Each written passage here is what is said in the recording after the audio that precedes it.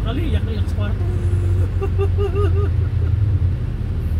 Pag nakita mo yung bossing ko, ibang-iba na yung itsura, magana yung mukha. Magana. Stress na talaga. Parang pa na nga siya eh. Parang alam mo yung parang magiging sisisa na. Ikaw, boss kita. Traffic light. Ikaw, boss kita. Saan mo ang iisipin na dumaan? Sa matraffic o hindi? Saan mas gugustuhin mong kalsada? Yung matraffic o hindi? Siyempre hindi. Siya.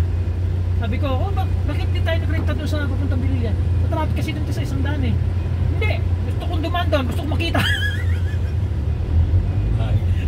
Diba? Sabi ko, saka makakita bossing mo gusto sa traffic dumaan, gusto doon yung makita. Diba? Iisipin mo, isasahit mo, walang katinuan, diba? Hindi yung katinuan eh. Saan ka nasapa mo yan? Tapos ang gabi, sabi niya, malapit na ba tayo sa Natatanay? Hindi po tayo, sabi ko, dito na po tayo dumaan kasi di ba sabi niyo dito tayo dumaan sa traffic. Ay, okay. Yeah. Sabi ko pala. Sabay, Philippine Hearts and Girls. Dito ano?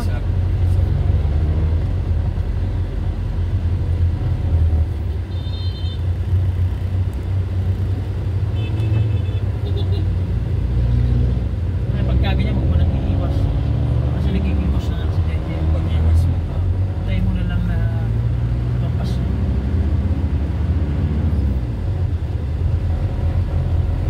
Kano kaya? Makita mo yung item ni William. Tawag po, saan? Saan yung meron? Mahal.